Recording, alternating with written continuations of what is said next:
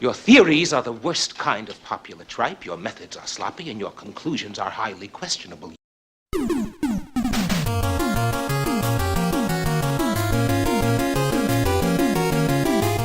Hello, everyone. I am going to go ahead and start up a little bit of Dungeon Crawl Stone Soup. This is Dr. Incompetent, the worst gamer, with the worst commentary on the internet, and I'm hoping that I can give you something so special you'll tell all your friends and family to avoid this channel like the plague. Alright, what we're going to do here is play Dungeon Crawl Stone Soup. If you've never played it before, it is a surprise dungeon crawl game. It's a roguelike, and it is one of the progenitors of the genre. As you can see here, it's got a copyright harkening back to 1997 until it was taken over by the Crawl dev team here. So it's something that is a great free game. Of course, please donate to the fine people that produced this game because they work really hard on it, and it's awesome. It's super deep, and there's actually patches and updates that happen frequently. But before I dive right into it, I do want to say I can offer you some really bad expertise in this game. I have actually cleared the game 3 times with 15 runes.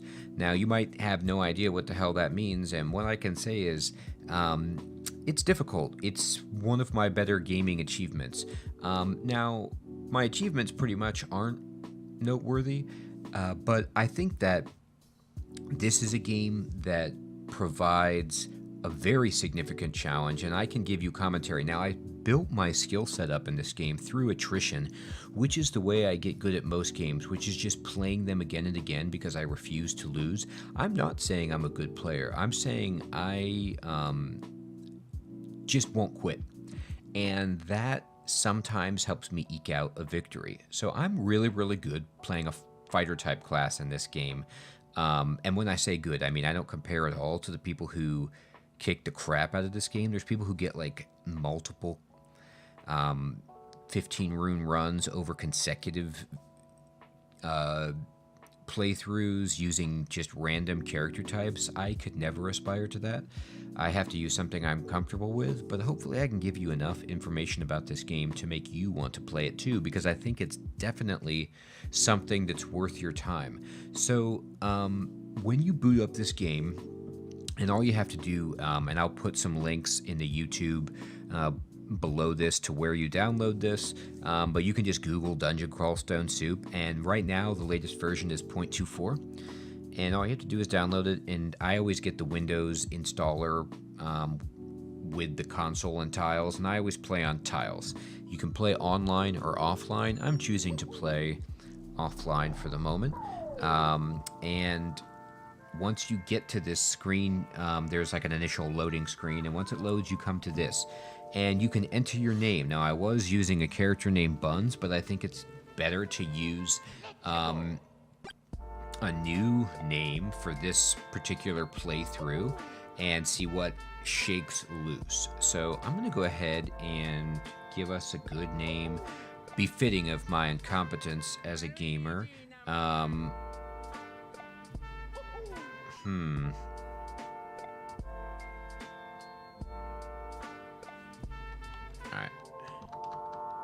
I'm gonna call myself Buttered Cheeks. And you can take the name Buttered Cheeks and think whichever set of cheeks on the human body that you want. Alright, so what I always do is just go ahead and play Dungeon Crawl, this top one here. And this screen has evolved so much since my playing. And by the way, I haven't played in a bit, so there might be a bunch of updates to the game that I'm not aware of. New gods, new features that are just going to blow my mind. So I apologize for that. So I'll be learning some of this with you, as well as offering just things that I know from years of playing this game. But what they do nicely here is they kind of break things down for you, and they say, okay, if you're just starting out, when you're picking your species, stick to this list on the left. Do not select something over here on the right unless you are more masochistic than the average person and you want to die quickly. For example, the octopode is an awesome species. People can break the game if they get far enough with this, but it's hard to do that. Actually, exceptionally hard. For one reason, you're an octopus, which means that most of the equipment in the game you can't use. Now, you do get to wear a ring on each tentacle, which is amazing. The game normally caps you at 2 rings, but as an octopode, you get to wear 8, so that's sweet. That's really, really cool. However, most armor you just don't get to wear, so you're squishy as hell, and if you get hit a couple of times, you're dead. And this, my friends, is a traditional roguelike in the sense that it's permadeath. If you die, it's all over. Everything. Gone. No progress. You get nothing. It's procedurally generated each time. And there are some commonalities about the sequencing of when particular dungeon branches are available, but for the most part, this is a game that is just new each time. So that's why I keep coming back to it, because it's a different playthrough. No matter if you're the same race, the same job, the same god, things feel different based on a whole host of variables. But anyway, I have beaten the game as a Minotaur, a Hill Orc, a Gargoyle, and they used to have like a Mountain Dwarf class, which was broken, so they took it out, and a Deep Dwarf. In terms of 15-run victories, I've gotten 3-run victories with some other classes. 3-run is your basic 3 runes is the minimum amount of runes that you can collect to attempt to get the Orb of Zot and escape the dungeon and win the game. I find that to be on the easier side at this point, but when you first start out in this game, it seems impossible. Just getting a rune when you first start out is a cause to shit your pants. So, what do I want to do? What kind of class do I want to play? Again, I like to be a sword and board fighter style in this game. So, with that in mind, I think I'm just going to go with a human. I've always wanted to try and get a 15 rune victory with a human, and never done it. Now, a human, okay, and actually I'm going to go back.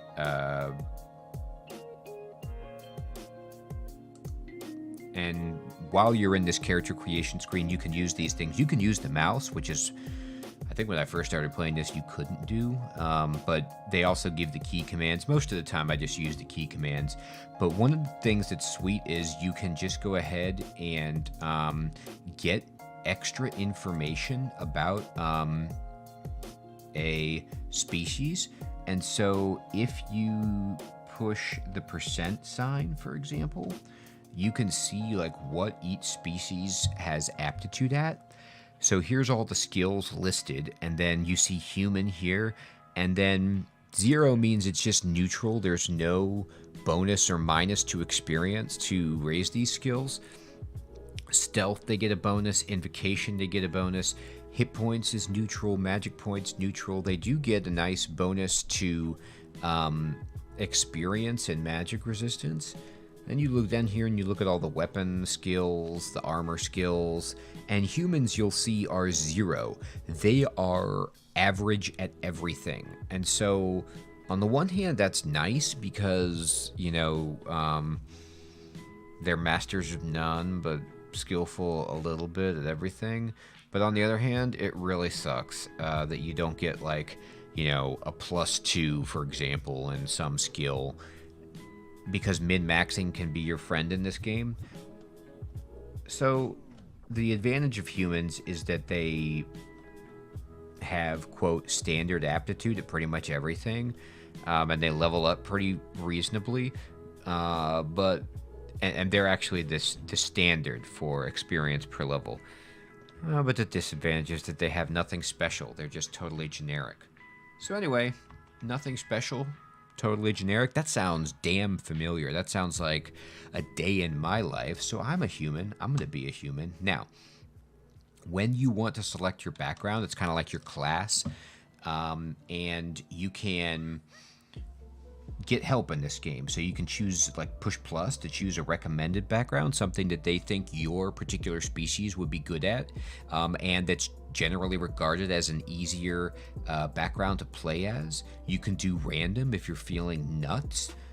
You can just do random character and you get everything is randomized for you if you want. I am not going to be playing as a spellcaster because, like I said, I like to play as a warrior type. And I think I'll just start the game as Berserker. Now, as you can see, what they do is they gray out the classes that are not ideal for you, and they put in white the classes that will benefit you or be easier on you. Now, Berserker is one of my favorite classes to start the game as because they have this built-in ability to go nuts and go berserk, basically, using Trog, who's the, like, evil god of just fighting, killing, murdering, bloodbaths, all that kind of stuff. And that is like this ultimate oh shit button that you can press to take on stuff when you get into trouble that will get you out of jams early on. And let me say this, you're going to be in jams early on all the time. And so this really helps push you over the hump to at least let you get through the game a little bit more. So I'm going to do this because I'm really used to this. And to be honest, Trog actually scales pretty well. You'll find that all of the gods have some awesome abilities. Well, not all of them. Some of them are better than others. But they give you these powers. And some are passive, some are active. And some gods shine in the late game, some early on. But Trog is one of those things that it actually works out well for the most part for a whole run. Now, if you're going to go for a 15 rune run, you probably want to switch over to like the Shining One later, or a god to protect against mutation or something like that. But he's great. The other thing that's nice is you start out right away earning piety for the god. If you don't pick a background that starts worshiping a god, like the Abyssal Knight or the Chaos Knight, then you have to find a temple to basically become a follower of that god. And that can be done at the Ecumenical Temple, which used to be around level 6 of the dungeon, but I can't remember if they've made it deeper, and it's random. So you might not find a god until you get that deep in the dungeon, and if you're early on in the game, or like in terms of experience with this game, you might not even get there. So that's sad. So starting out with a god is great because you get the god's powers right away, and you get to collect piety right away. So let's do it. Now, then you get to kind of pick your starting weapon. And again, it's going to tell you, like, hey, here's the good stuff and here's the bad stuff based on all of your stats and aptitudes. Now, I'm a human, so it's all the same, but in general, the damage type of these heavier weapons is better than a short sword. Short sword's a little quicker, but I personally like to pick either an axe or a mace. I find those to be great for different reasons. The mace, the base reasons I love a mace is that you can get maces of protection. And so, like, you can get these maces that will give you a +5 to your armor class, depending on their level. And that's just tremendous. That really helps soak up damage and be tanky, which is what I like to do. Also, a mace is fantastic because if you're fighting an enemy like a Hydra, where it will regrow its heads and grow more of them, unless you have a flaming weapon or some other kind of special weapon that can, like, make it not regrow its head, like cauterize its heads, you can just lose the game to a Hydra because of that. They can get out of control.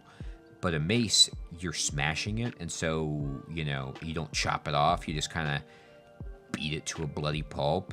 And so it gives you a boost there. Also, I like to use a shield, and there's a one-handed mace. I think the best one, the last I knew of, was called an Evening Star in terms of its base damage. And so you can get this huge heavy hitter one-handed mace, which is a bit stronger than the heaviest one-handed axe, I think, which is a war axe, perhaps, or it used to be.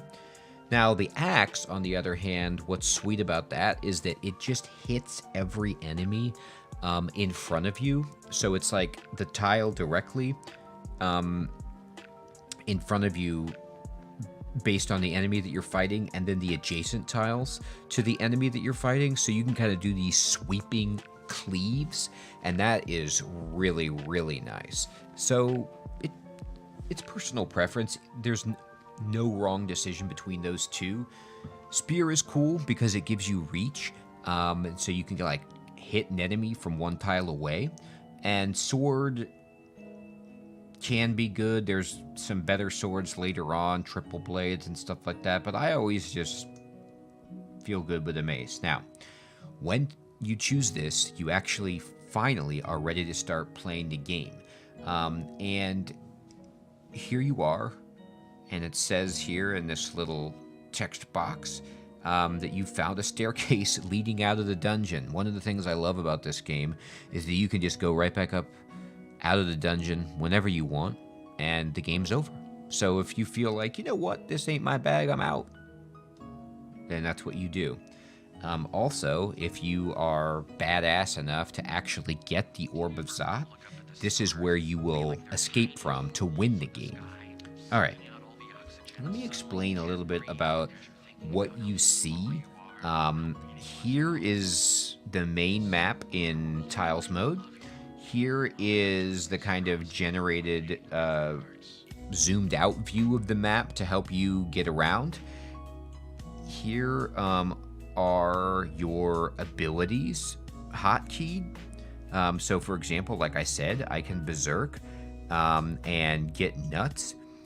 And when I mouse over it, down here at the bottom left, it gives you the description of what this does. And it tells you, if you're looking directly up and to the right, what your chance to fail using this ability is, and it's 0%. It's really easy to get nuts, especially if you're worshipping Trog like I am. And, oh, I forgot to rename, so I'm still Buns. That's fine. Buns is a great name. Buns the Cudgeler. Okay, and it says I'm a human of Trog, which means I'm already worshipping Trog.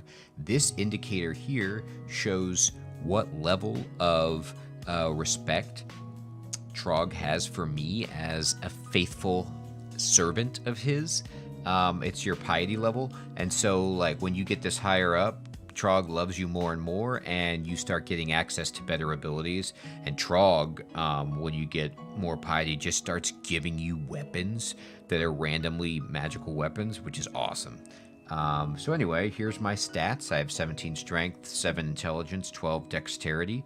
I've got a 2 armor class. One of the shitty things about starting as Trog is that you're a barbarian and you start out with this terrible animal skin armor, like you're like Tarzan or something, just wandering in, and your mace, and that's it.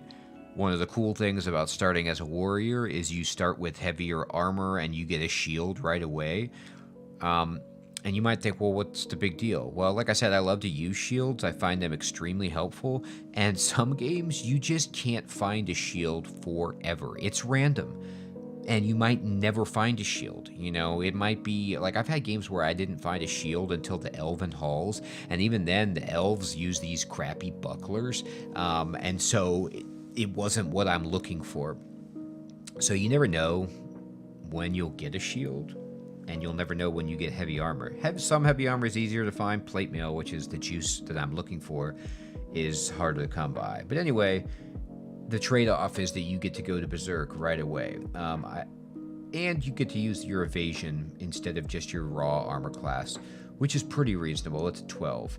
SH is your shield. It's a 0. It's like your chance to block. And hey, I don't have a shield, so it's 0. XL is your experience level. I'm 1. I am 0% of the way to the next level. Where am I? Well, I'm on Dungeon 1, meaning I'm on the first floor of the main dungeon. This is like the noise that I'm generating walking around. This is very useful if you're a stealth type character and you need to backstab people. I am a crazy barbarian, so that's not my bag. Time is like the amount of turns that have passed in the game. Some really advanced players try to beat the game in as few turns as possible. I believe the score actually is modified based on how many turns. I'm incompetent. I'm a shitty player, and so what that means is I don't care at all about the amount of turns that I take. In fact, I take a lot of turns because I try to look for every square and scum the dungeon to kill as many enemies as I can to get experience and find loot. So think of me what you will, but that's the strategy that I use, so I don't care about turns.